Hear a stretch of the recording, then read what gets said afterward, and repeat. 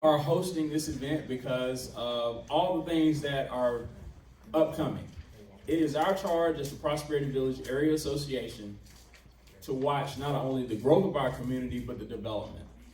And so in the process of that, we've had partnerships with the city, and now we're developing partnerships with developers and people who are interested in bringing things to our area.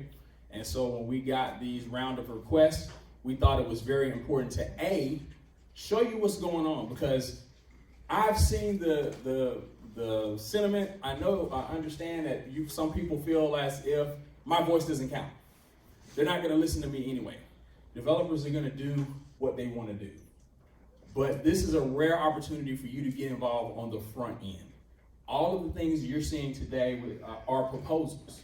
So that means that there are some things that can be negotiated, talked about, revised. So that's why we wanted to show you what's going on. The other part of that is because we've got several different developments going on, there needs to be coordination.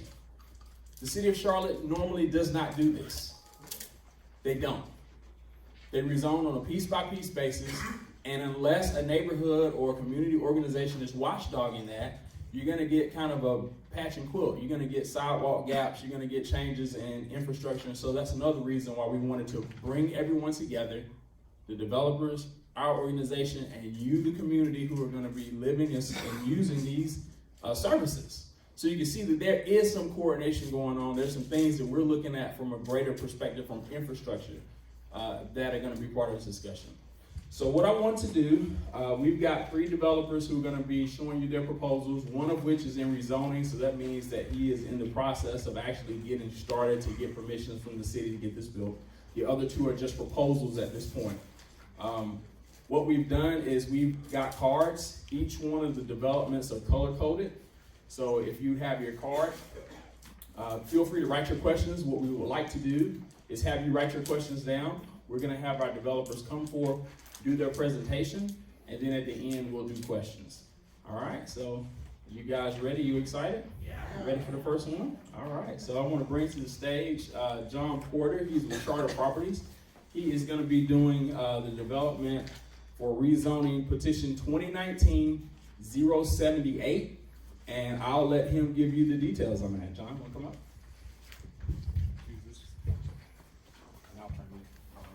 Thank you. Thanks, Will. I'm John Porter with Charter Properties, and I'm the yellow car. And get over here. There you go.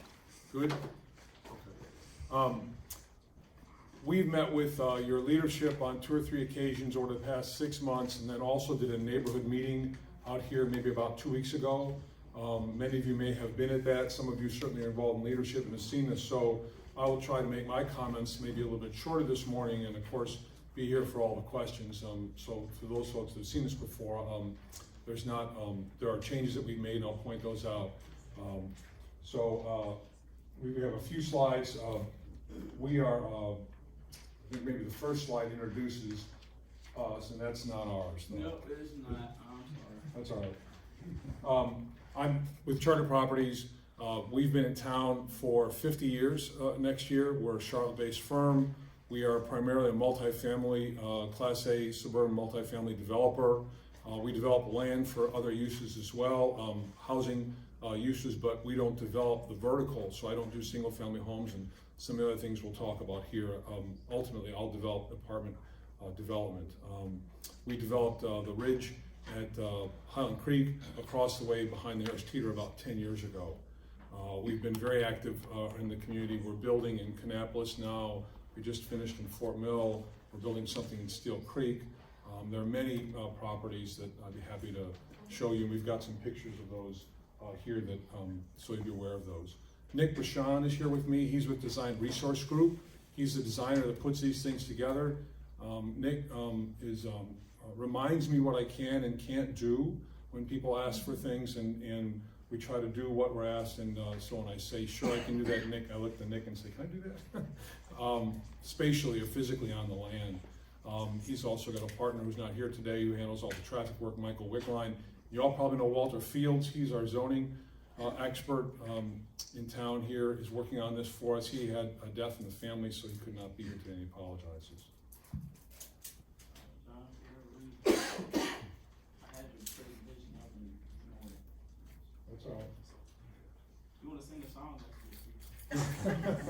You wouldn't care for that too much. The site that we have under contract is approximately 40 acres on Johnston Ayler Road. We'll show you pictures of this in a second, but it's across from the Corvian School and across from the high school. It is primarily a single owner, and there are 2 or 3 other smaller owners that we've put together there. What we're proposing there is a mixture of multifamily apartments, senior housing, and a child care, daycare, but I think technically it's called a child care facility. And they wrap around going down Johnston Ayler Road on the freeway for the most part, and then a little bit of it is fronting on Johnston Ayler Road. There's also a church there, you probably know Hope Church, and there are 3 single-family houses. We don't have those under contract. They're continuing to be as they are. And again, I'll show you a picture of that. Maybe, you know, have you got it? Okay, great. That's right. Hang on just a second. For those of you that have the handout, I think for now at least I can kind of go over this a little bit. And if you've got this, okay. So let me orient myself looking down. Okay, so north side here, this is the freeway, the red piece there. Oh, thank you very much. The red piece there is what we have under contract. So I mentioned Hope Community Church and the 3 single-family houses are not part of this. It's 4 or 5 tracts here that comprise about 40 acres or so.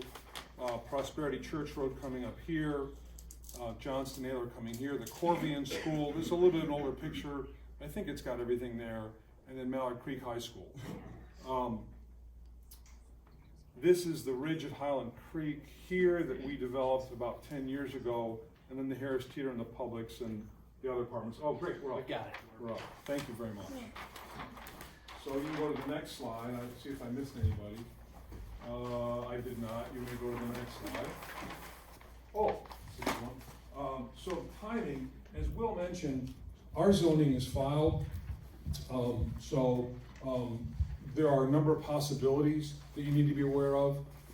The earliest we could have, thank you, the earliest we could have a public hearing would be September 16th. That would be, that's a Monday at 5:30 p.m. All of these meetings would be at Mondays. On Mondays that start at 5:30. That's their zoning meetings. At the beginning of the meeting, they will have the zoning decisions. Make sure I say this right. The zoning decisions are at the beginning of these meetings, and the public hearings are at the end of these meetings. So it's possible we could have a public hearing downtown in front of City Council in September on the 16th. If we did that, you have to have that first. Sorry. Still good? Yeah, you're good. She's doing that. We could have a council vote on October 21st. It doesn't mean you necessarily will. If we did not have our public hearing on September, it could be one of the other 2 dates, October, November, but you have to have that first before you can have a council vote.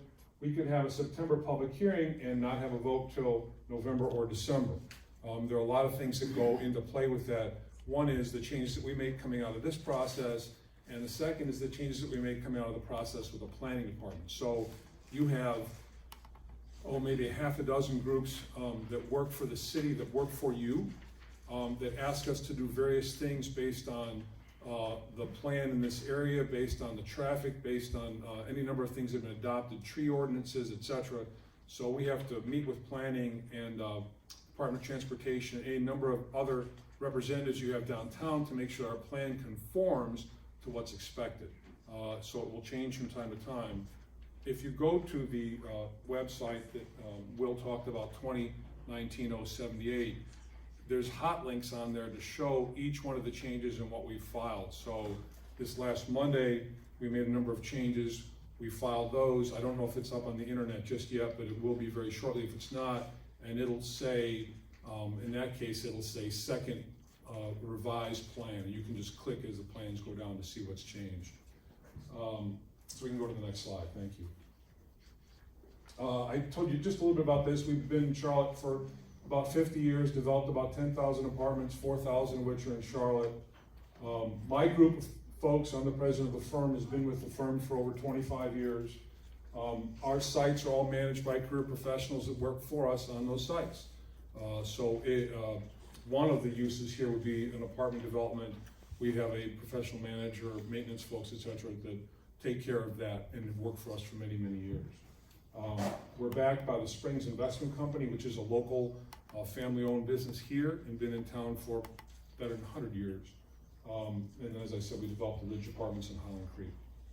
Next slide, please. At the last meeting, somebody asked for pictures of some things, and these are close enough to drive to. It's maybe an hour drive and as little as maybe 20-minute drive, but this is an apartment development we did in Braden, in Fort Mill, called Braden on 160. This is an example of what townhouses look like in what we build. So when we build townhouses, we'll build a rental townhouse. We did, I think, 30 townhouses there. The amenities would include, and did include there, pool, workout facility, a business center, dog parks, which are, if you haven't seen this, they're quite something else these days. Dog wash, playground, EV charging for cars, outdoor kitchen, fire pit, yoga room. But I will tell you that one of the really interesting things in the last 7-8 years of my career is how much money we spend on dog parks. It's folks are really, as you probably know, I've got a dog, I'm sure you do too, really into their dogs. In an apartment situation, they want to get them out. And so I think we probably budget something like $75,000 plus on dog parks these days. Security, lighting, all kinds of playthings, etc. So it's a big amenity. Next slide, please. This is also Braden. This gives you a sense of what the amenity package looks like. The clubhouse, that's an apartment building behind it, showing the outdoor fire pit, and we have outdoor kitchen, entertainment, those kinds of things. Next slide, please. This is a property that's closer. This is a Pavilion Village in University City. It's at 45 and Tryon. Just there where Pavilion Boulevard comes into Tryon. This is the outdoor pool and entertainment area that are adjacent. This is the back side of the clubhouse, if you will, and that's representative of everything that we do. This kind of development we would do here, again for the apartment portion. And then this is Plantation Point in Mooresville. I showed this because one of the things we're proposing here, we showed some of the townhouses, but we have 2- and 3-story apartments on our apartment portion. So that's just what that looks like when you have a 2-story piece and a 3-story piece together. It brings the scale down a bit in the apartment development. Okay, here we go to the site then. Probably, if everybody's oriented to this already and understands where that is, let's go to the next slide, because that's probably wherever meat of the coconut, as they say. So this is just pulling that out and focusing on that. So 45 is up on top, and then Johnston is on the bottom. The 2 yellow pieces you see there are where we propose to do seniors housing. We have been talking with a couple of groups, one in particular that would do somewhere in the range of 120 or 140 units of seniors, we think. They could do a little bit more. The more brownish strip there would be the townhouse product that I showed you before. In the back would be multifamily apartments all along the freeway and off of Johnston Ayler. And then the side over there, what the little purple portion would be daycare or a child care facility. Again, a group there that we've talked to. Is that my time? No. Okay. I want to go over. A group that we've done business with many times before that we'd like to do business with there. The important parts of this from connectivity are way over on the left side, you can maybe see Barrow Road there. That piece of property is being built right now, is under construction by Wood Partners as an apartment development. That's a public road that comes through there. We would have to extend that public road to the red square and then turn it back down to meet the Corvian's entry. So, and then through the rest of it, it would be a private drive that would remain open at all times. That's part of what our agreement would be with the planning department. We would make the connection out to the roundabout there. You probably know where that is. It's just a 3-piece roundabout. We would finish that as the 4th piece, which is what the traffic folks want. And the idea being that folks that are coming and going from our side would tend to come and go along that spine road and not out on the Johnston Ayler. So if they're going east, the easier thing is certainly to go down to the roundabout and head east. And if they're going west, they go out to Prosperity Ridge Road. on that side. Obviously, you can get out through here through the one connection at Corvian.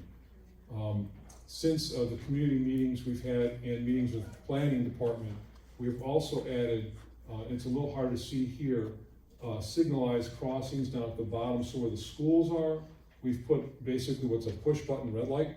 So we talked with folks who said that there are kids that walk to these schools, in all likelihood, now they're walking down Johnson Ave, they'll probably walk through the site. So we put signalized crossings there, so the children, when they're coming home or they're coming to school, can push a button and stop the traffic and walk across there. And anything else from traffic, Nick? And then we're also doing some improvements at roundabouts that Department of Transportation has asked us to do, CDOT. The blue pieces up there are potential ponds. We have to maintain all of our stormwater on our site, treat it before it goes off the site. So that's what the ponds are. The green area is our tree save that were required in our buffer along the church and the single family homes. Based on their zoning. The church, I think, actually is zoned R3. As I recall, you can put a church in R3. So that's all R3 zoning there. And we met with all of those neighbors, and we did spend some time at the Corvian School as well about 2 weeks ago. The total what we're asking for is 440 units. It's flexible in terms of the seniors can get greater. The multifamily, we've capped at. There's a minimum of 120 for the seniors. Right, but the apartments we capped at. It is 440 total. Right. There's a, I'm sorry, the apartment portion, we have written in a cap on that. I don't remember what that number, Nick's got it on there. Anyway, we've got it in our plan now. Based on one of the recent meetings, I think we capped it at 3 something. Yeah. Yeah. We'll find that for you, we'll let you know. Is that right, it was a 320? Okay, I couldn't remember, that's right. So the apartment portion of it, even though we're asking for 440, the apartment portion, it can't be any more than 320. The rest has to be seniors.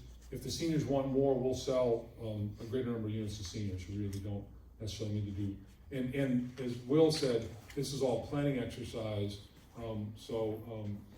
That's an approximation. It's a zoning, it doesn't mean we'll build 320, we could build 295 or 285, all that just depends on how the site engineers.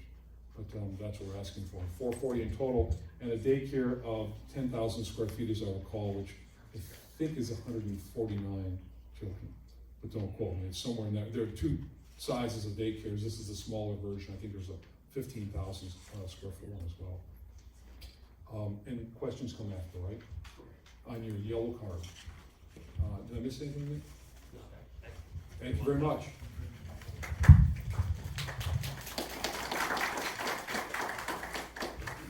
Thank you, thank you, John. I appreciate you coming out this Saturday to share with us. Next up, I want to bring John Wagner with the Greenstone Group. He's going to be talking about his proposed development and his name's attorney, Colin Brown. Thank y'all. As Will said, my name is Colin Brown. I'm a partner with the law firm of K&L Gates. I'm a land use lawyer working with John Wagner and his group. We do a lot of rezonings in this area, have worked with Will and his team for a number of years. He is a great advocate for you, constituents, and really pushing the message of what this area would like to see. Not always are my clients responsive to that, but I think Will has pressed a consistent message for your organization for the last couple of years. So I want to give a little introduction to John here. We take things and maybe a little high level about where we are in the development process in Charlotte. So I represent typically developers. Most of the time, my clients will have a contract on property and they'll say, well, we'll take it to rezoning, and if we get it rezoned, we'll purchase it. This is a little bit different. John actually owns the property. He's owned it for a number of years, so he is the property owner, so he's invested. This is his site one way or the other, and that's a little bit different than what I usually work with. So in order to develop the site, we'll talk about his plans for it, but it has current zoning. We would like to do something a little bit more intensive, And so in order to do that, we go through typically a rezoning process here in the city of Charlotte. You may have experienced that before, but for those of you that haven't, we will file a rezoning application. It is processed and reviewed by the Charlotte Planning Department. We've got an area planner here, Kent Main, from Charlotte, which is very involved in this area. The planning department processes that, they review it, they make recommendations, they advocate for things in the plan. It is also reviewed by about 13 different city departments. So as we go through this process, we'll get comments from the very capable gentlemen at CDOT, two of which are here today. I won't call them out, or else CDOT guys just get it at every meeting, but traffic is an issue everywhere in Charlotte. We also will get comments from urban forestry, stormwater, fire department, police. So as we go through this process, there are a lot of moving pieces. And folks in the community are one of the pieces of that puzzle. We also work very closely with adjacent property owners. And by adjacent property owners, I mean people that live right next to the site.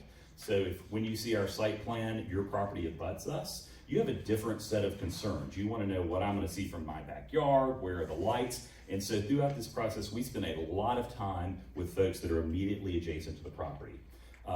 Larger community concerns that maybe some of y'all that your property doesn't abut the property, but maybe you live half a mile away and you're concerned about how the new development will affect your commute, whether it's putting students in your schools. And so we spend time working with these folks as well, but there are a lot of things that go into this.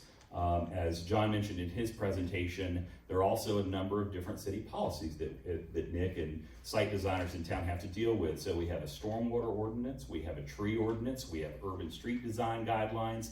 And so as you look at these site plans, oftentimes a lot of people say, well, why can't you just move things here? But understand that we're juggling a lot of different ordinances and interests. And that's one of the unique things about the Charlotte process is we go through this 6-month rezoning process, we juggle all of those. At the end of the day, I don't think we ever make everyone happy all the time. I don't often have folks that are cheering a development, but hopefully as we go through this 6-month process, we do hear feedback from city departments, from folks like you all, and our plans evolve, and hopefully we come out with a better site plan. So before I turn it over to John, I just wanted to say I've done a good bit of work up in this area.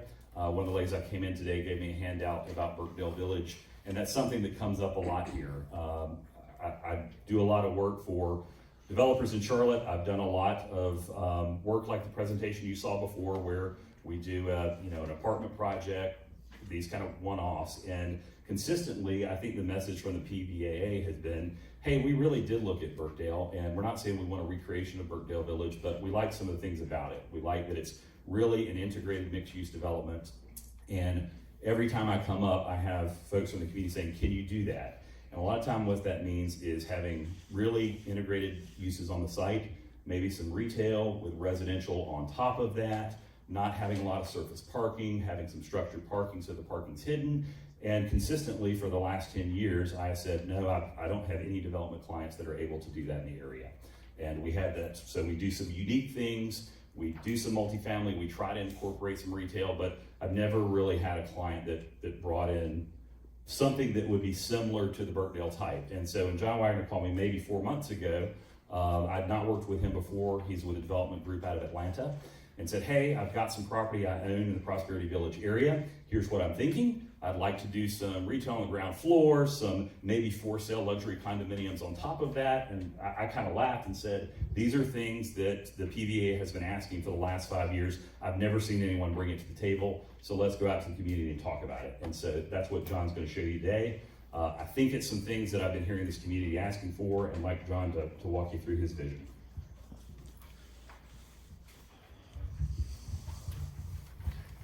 As Colin said, my name is John Wagner. I'm with the Greenstone Group. He flatters me. The Greenstone Group is me and my wife. And our international world headquarters is 12 paces from my bedroom. So we're a little company. I do developments one at a time. My last development was in Woodstock, Georgia, where my home is, and it turned out to be a roaring success. Everybody seemed very happy with it when we were done with it. What I have envisioned here, I want to first walk you through the property. This is Benfield Road. Can everybody see that? Am I blocking people here? 485 on the south, And cutting my property is Summer Creek Lane, where you see one part of it on the top and another part of it on the bottom of the page. It's about 5.78 acres, and that's the acreage we're talking about. We're not at this time discussing anything with regard to the, it's about 1.7, I think, acres above. One day I'd like to see a restaurant there, a large sit-down restaurant, which I think is woefully lacking in this area. But on the southern piece of property, you want to hit the slide one? This is a topographical survey, and when the road came through, Benfield Road came through, which is on the top. They raised the road and left my property sloping down, I guess about 16 feet from the top to the bottom, which allowed, and I envisioned, underground parking under the project, and you'll see that, but I bring this up just to show you how the land slopes off to the homes behind the property. Next, well. This is Summer Creek Lane and Benfield Road, a shot of it as it exists today. People coming home now that want to go into the neighborhood off of Summer Creek, if they're coming off the interstate, they go past the property, they turn into the Publix parking lot, then they do a U-turn, and then they come back south and turn into Summer Creek Lane. That's how they get home. What we're proposing here, I'll show you this on another slide, but what we're proposing is a left turn lane, changing all that arrangement there so that you can actually come off Benfield Road and turn into Summer Creek and go home. Next slide, Will. This is, I show this because this is the vegetation typical on the property. It's heavy to say the least. There are trees up to 80 feet in height. I am leaving on my property 75 to 130 feet of buffer. You can flip it if you like, Will. As you see there, a buffer between the homes and my property. That won't change, and there won't be a home in that development that'll be able to see what we're building here. The trees are too tall, and with that buffer in the creek there, they just won't be able to see what we're doing. Next slide. This is an example of what the city would like to have for the zoning in the area, which is R8 housing, which is 8 units for the acre. And this, frankly, is something that exists all over in the area there. It's not something I want to build, and it's not something I think I could sell due to the proximity to 485. I just don't believe that you could sell this type of home. Next slide, Lou. This is another batch. These homes are about as tall as what my project will be. One of the things I considered is that there is no single level living for people. You get my age, you want your bedroom on the same level as your living room, and that's what we're going to offer in this project, where you get on the elevator, go to your floor, and you'll be able to get to your bedroom, your living room, your kitchen, all in one level. Next slide. And that's for sale product on one level. Yeah, I'll go over that, yeah. This is another example of what could be built there if you go with the existing zoning. Again, it's not economically feasible. Anything that would be built would have to be very, very inexpensive, and it'd be hard to sell because of the freeway. Now here's a layout of the property. The condos are 5-story, well, they're 4 stories with shops under them. 4 stories of condo where the red arrow points, and they drop down to 3 stories where it goes down Summer Creek Lane. Then on the right-hand side, you can see where we have a left turn lane that would turn into Summer Creek and then get into the property. This is a little better view of the left turn lane where you'd come off of Benfield and then turn into Summer Creek. That would get you into the residential development behind, and also get you into the underground parking for the condos. Here's the project site plan. Right up against the freeway, we're proposing a hotel. It'd be a 4-story, 100-unit hotel. And then 5 stories of condos over shops, that'd be 4 condos and 1 shop, all over a parking deck, and then 3-story building going down Summer Creek towards the creek. It'd have amenities with it, a pool. On top of the 3-story parking would be a sun deck, and the normal things you'd see in a high-end condo with fire pit and gathering area and that kind of thing, and exercise room and so forth. Here's the garage level. This is secure parking, something that isn't available anywhere in the area in multi-level family living, where you drive in through a gate and your car is secure parking for your, and then take an elevator up to your condo. That's a elevation there.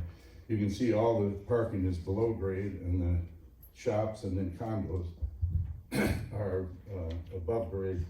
They'd be about as tall from the street as the townhomes if we were to build the 8 per acre townhomes that's recommended. The height is not much different, maybe 3 to 4 feet maximum.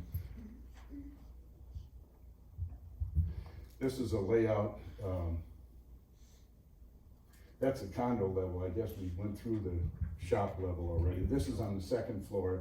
This is 1 and 2 bedroom condos. There's 67, I think it is, 2 bedroom and 16 1-bedroom condos. Next, well.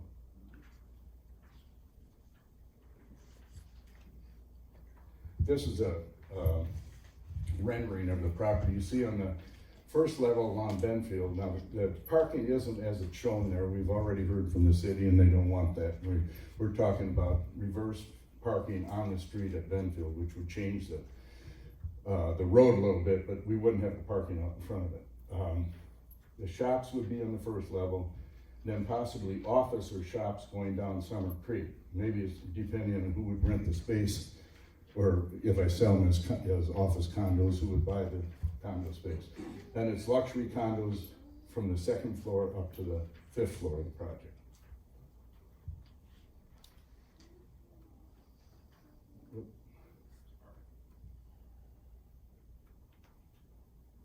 Okay, this is a view from Summer Creek. And you can see the sun deck up on top and how the building drops off to a lower level as we get towards the back of the development. And there's looking, this would be looking from the buffer at the unit with the pool in the back and sun deck and fire pit and so forth. These are the units, and we haven't determined exactly what the inside of the units would look like, but these are the size of the units. And the reason I point this out, the 1-bedroom unit is 1,033 feet, and the 2-bedroom unit would be 1,405 feet. And those that fear that these would turn into rental units would be wrong. With this size arrangement, you can't sell these, or you can't list these as economically feasible. You can't have them as rental units. They have to be condos. And they're luxury condos. I'll show you some pictures of what we're proposing. This would be like a living room area.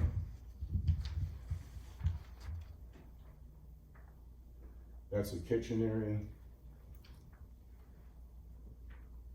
Bedroom, we're gonna have a little electric fireplace that will go through from the bedroom to the living room with the, that you can turn to different colors. They're brand new in the market. They're pretty neat. And that's the bathroom to the unit. Yeah, I guess this is something you want to talk about then, Tom. So, as John mentioned, I think it's something, this product's certainly different than I've seen any developer propose in this area. It was refreshing to me because these are a lot of the things as we come up here with other deals. I've had folks say, could you do, and I represent a lot of apartment developers, but I've had folks say, could you do condos, that are for sale? Could you do condos on top of retail? And consistently I said, no, don't have anybody that wants to do it. Could you do that on top of structured parking where you find the parking below? So when John called, I thought it was maybe Will prank calling me, because I've been telling him for 10 years that no one's going to do that. So it is refreshing, I think, to have a developer at the table that is bringing something the community's been asking for. The real challenge that we're running into now, as I mentioned to you, we have the planning department, which has adopted an area plan. The problem is, what we're proposing is not consistent with the area plan. So the Prosperity Village area plan, if you see there, our property is the star. So we're within the core, but Will, if you'll flip to the next one, when land use designations were being given out, you see the star, that's our property. This side of the star, basically everything there in the core had a recommendation for mixture of uses, where I feel like what we wanted there was exactly what John's proposing. No one's done it in that area yet. But unfortunately, the recommendation for John's site is, as he mentioned, for about R8, which is 8 dwelling units per acre, which is really a townhome recommendation. So though I feel like I think what the community has been asking for, this type of higher end development. We've got a guy that wants to build it. The problem is they kind of bound by what the area plan says. So when we go in and meet with them, they've got to say, you know what, that product looks good. We agree if it was over in this area, we could be more supportive of it. But because the land use recommendation is what it is, we're gonna have a challenge supporting that. And so that's the feedback we've gotten from staff. They're just reviewing the plan that's adopted. And so what we told them is, well, we understand, we would still like to go forward. I think in order to be successful, we're going to need some community buy-in on this and some communications with council and staff that, yeah, we get it, that's what the plan calls for, but this is the type of development we want to see. So that's why we're here talking to you. We are not in the zoning process yet. We have filed our application for the August deadline, so that will start the process for us. If we file in August, September, earliest we could have a hearing would be November. I doubt it will be that early. So we will probably have a new council member to talk with about this, but I imagine earliest you would see us coming to city council will be around the end of the year, with maybe approval around the end of the year or early next year. So thanks for hearing us. We're happy to take questions. Your leadership certainly knows where to find us. Brittany, There's a couple more slides. oh, Brittany, there's a couple more slides. Oh, okay. These are just kind of as we reason, if we were on the opposite side of the street, we would be within the recommendation of the plan, but we are where we are. So I think we've got some things to work through with our, planning staff. It's not to say we won't review it at all. So we're working with urban design. As John mentioned, we're already bringing our buildings closer to the street to get that more urban feel. We've got a lot of work to do with the Department of Transportation. The turning movement, the restriction there is really problematic for a lot of existing residents. Our development could not work at all with that restriction, so that's something that we would have to accomplish working with departments of transportation to make that happen. Thank y'all for having us. We're the orange card. Thank you, Colin. Thank you, John, for coming up. Our final presentation will be with Daniel Sinden with the WSB group. Daniel?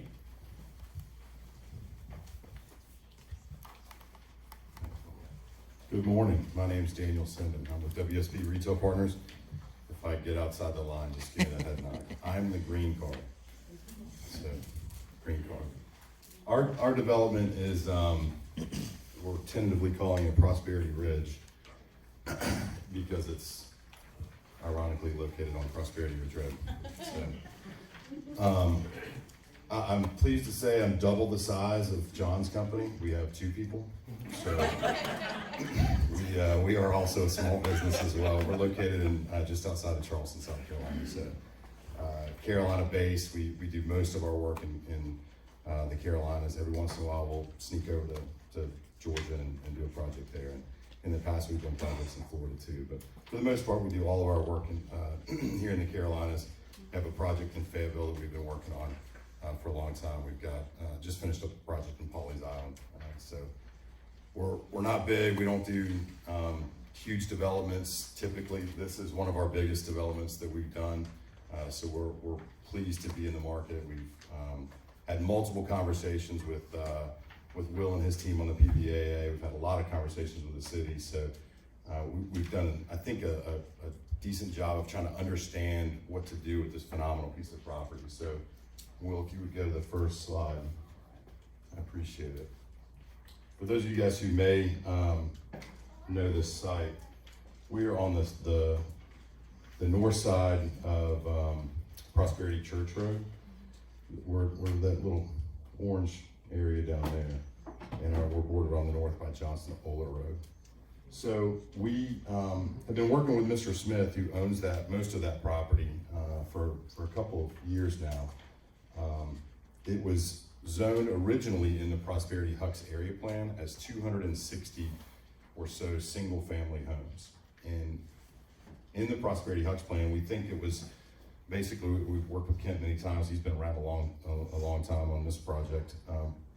D.R. Horton had it zoned as the 260 single-family homes prior to the Prosperity Hucks plan being put in place. And so when the transportation plan came in with the ring road with Benfield and Prosperity Church, frankly, we think that it just got left as single-family homes in the Prosperity Hucks plan. So what we're asking for is to change that a little bit. And so let me show you how our transportation plan works, because I think that's one of the critical things that that you guys will be interested in. This is just a little bit of some of the things I'll talk about today. Improved traffic flow, DOT realignment of Prosperity Ridge Road, some of the things that we want to put into this development, including a park, and then the interconnectivity throughout the various uses. So, Will, next slide, please, sir. So originally, again, when the transportation plan was put in, what was designed, Prosperity Ridge Road came from what is now a three-cornered roundabout, and Prosperity Ridge Road would extend down to across the street from the Montessori school. And it's actually, if you drive Prosperity Church, there's already a stub in there, and it's been built for a long, long time. So that was the original plan. And again, not knowing the history, but we're guessing that was because all of that property is owned by one person, Mr. Smith. And so that was the reason for placing it there. We just spent about 6 months or so in pre-development working with that plan in place, with what the way that road worked. And we were in a meeting with the city one day and the DOT, and one of the DOT representatives said, "Hey, you know what, I don't think that works anymore." And in retrospect, I think he's 100% correct. It gave me a heart attack when he said that, because we had been working on a project for 6 months and had tenants lined up and had users that were squared away. But what then happened was this series of additional meetings and design plans to figure out where that road should really go. And so originally the DOT asked us to put it in the yellow. So the red is where it started in the Prosperity Hucks plan. The yellow is where it moved to after that first initial meeting. And then we figured out that didn't work either from a DOT standpoint, from a traffic flow, and from a property standpoint. That was really putting a road directly in a few people's backyards. And so we were able to get final redesign of the road where you see the green dotted line, which comes into Stone Park. So the DOT and the city have asked us as the developer to install that road. And so we are gonna spend an enormous amount of money with some road contracting company to build that road. And it's gonna be exactly the same plan as what you see north on Prosperity Ridge as well. So bike lanes, on-street parking, trees on the sides, sidewalks on both sides. So it'll be the what you guys I think have gotten used to in terms of your road system. Next slide, please. Well, thank you. So what I think that does is really helps the traffic flow in that area enormously. Right now, as you guys know, when you're coming up Prosperity Church, you come to the light at Benfield Road, and you turn right. And if you're going to school, or any of the kids going to either Corvian or Mallard Creek, you're kind of going around what you will originally was planned for. You would just take Prosperity Ridge Road. So now that when we're adding that road, you'll be able to go that road to either school or to your churches down there, or the park, or back over to Mallard Creek, or you can jump on the freeway there. So I think our guess is this is going to really improve the traffic flow and the pattern for the south side of really the PVAA. So we're enthusiastic about that we're hopefully adding something to you guys as a neighborhood, that we're not just building a development and not taking care of the infrastructure. We really want to add infrastructure that makes sense for what we're putting in. Next slide. So Will, will you go one more forward? Yep. I broke it up into two pieces, and then one more forward too, please. Maybe one more. There should be a slide in there that's got the whole thing. And do you guys have it in your handout, perhaps?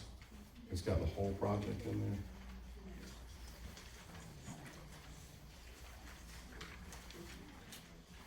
You don't, not in there? Not in there? Okay. So, my apologies, but this is, we'll call this the south side of the project. So if you can imagine, this is, if you know the area very well, there's a big, huge transmission line that runs right through the middle of the property, power distribution line.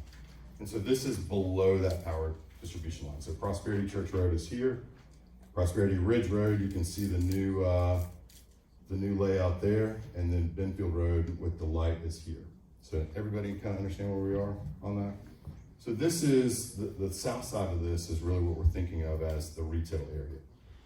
And so it's about 18 acres or so of retail. We have been in great discussions with grocery stores, with fitness facilities, with sit-down restaurants. We have a local a Carolina-based seafood restaurant who wants to put a 5,000 square foot restaurant, sit-down restaurant on site. We also are talking to an Indian restaurant that wants to do a 6,000 square foot higher end sit-down restaurant too. So that's kind of our, the thought process and what would go on the retail side.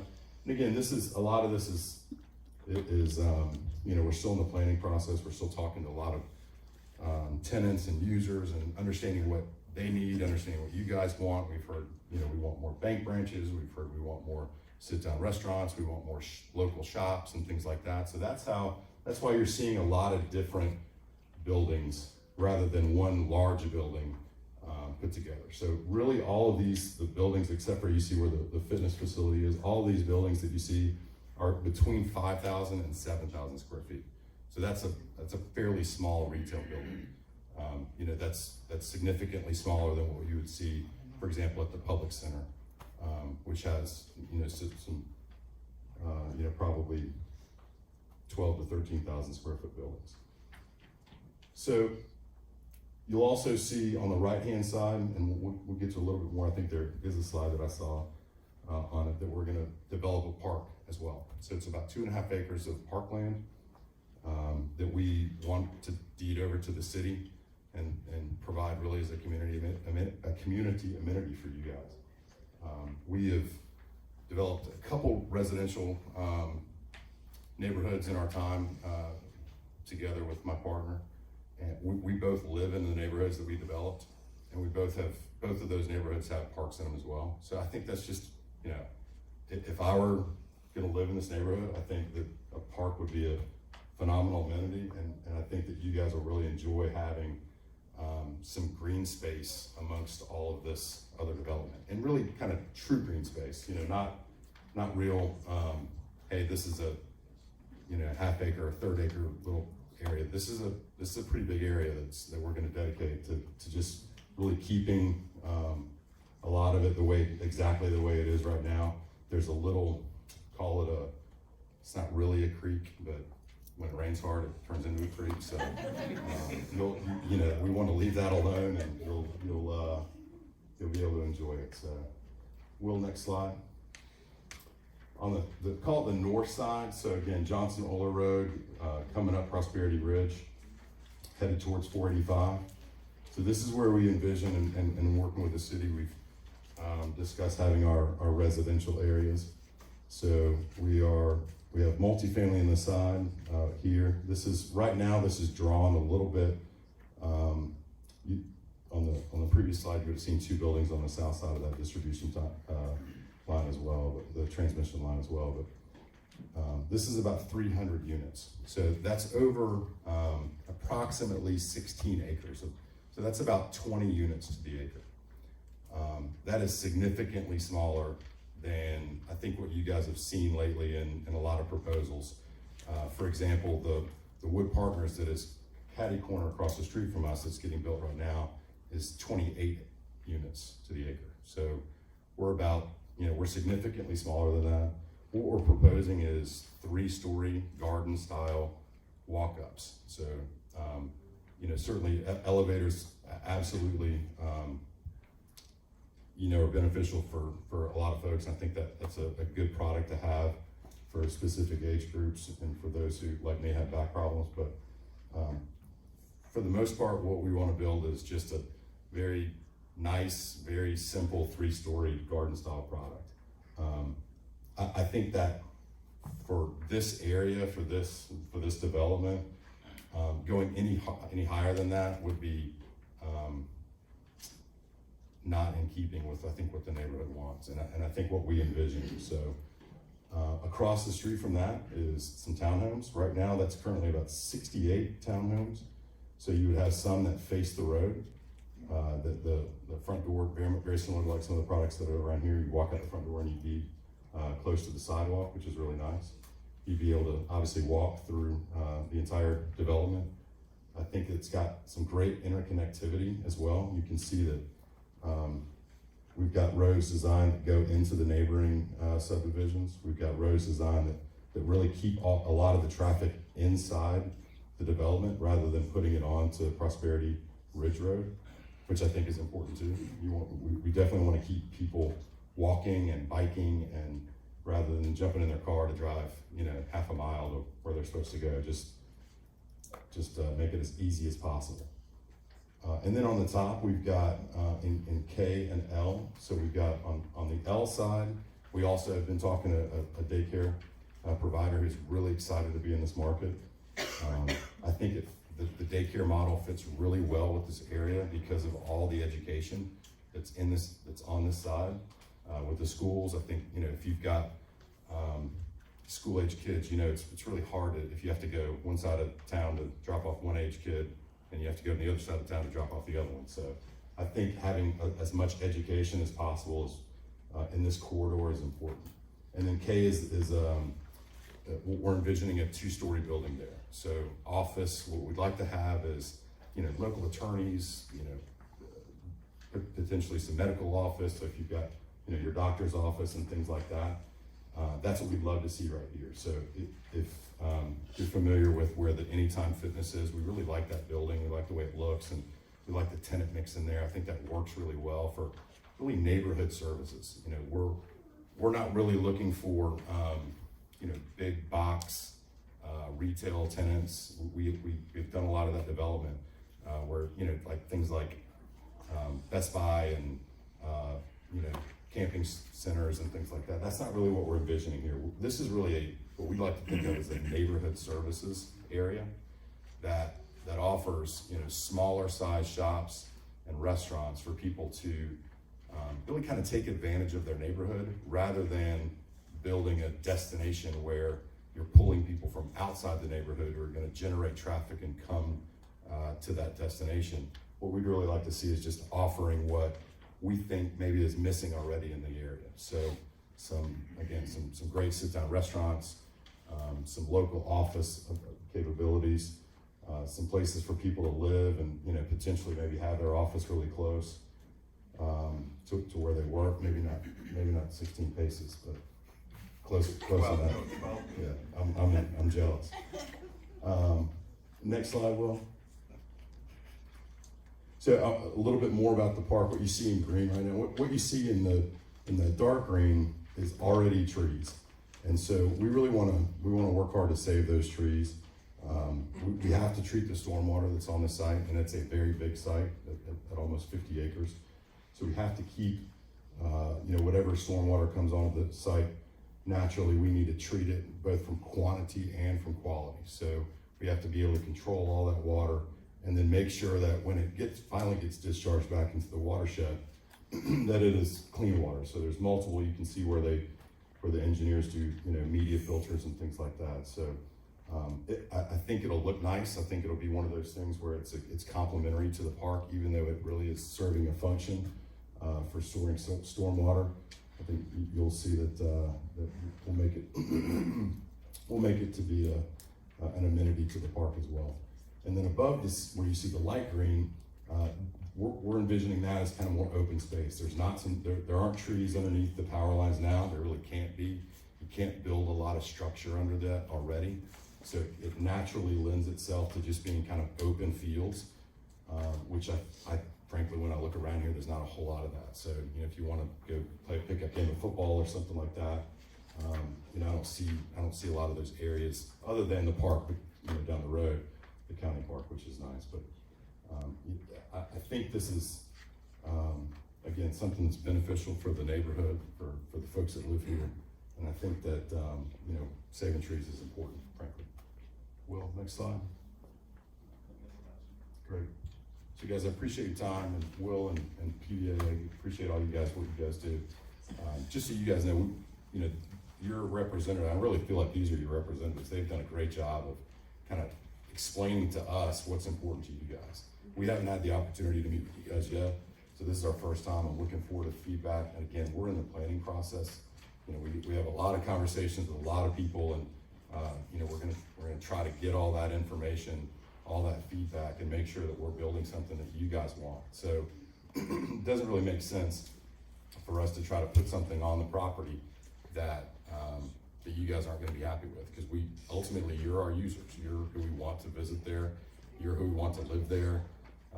Eat in our restaurants, and we want to make sure that we're getting all that feedback. And I think Will and his team at the PVAA have done a great job of kind of initially telling us what those things are. And again, we're looking forward to that feedback. So again, I'm the green card, so write your questions on that for the green card, and I think we're starting Q&A now. We are. Thank you, Will. Thank you. Thank you, Daniel. Now